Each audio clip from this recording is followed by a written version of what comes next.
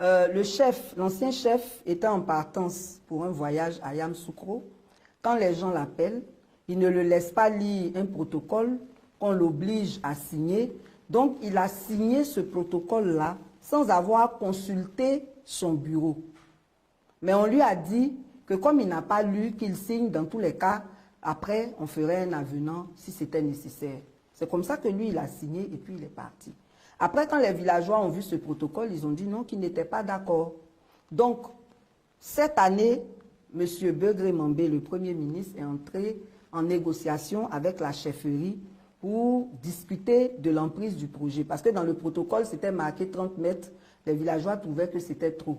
Ils en étaient à discuter sur 13 mètres quand, à leur grande surprise, au milieu de la nuit, c'était d'abord le dimanche parce que le district les a approchés pour leur dire qu'ils souhaiteraient libérer les emprises là, des tables au moins. Donc ils se sont entendus pour que le lundi 22 juillet, cela se fasse avec leur assistance. À leur grande surprise, le dimanche 21 juillet, à 4 h du matin, avec des loubards, le district vient. Donc, au lieu d'enlever seulement les tables, non seulement ils les surprennent, mais ils se mettent à casser une partie des bâtiments. Ça, c'était le dimanche 21 juillet. Le mercredi, nous sommes allés enquêter là-bas et pendant que nous y étions, quelqu'un nous a dit qu'une information du district, une information officieuse, disait que le lendemain, jeudi, là, ils allaient venir casser. Et effectivement, le jeudi 25 juillet, ils arrivent avec des loubards armés, même pas l'armée régulière, pour venir casser les maisons sur plus de 50 mètres.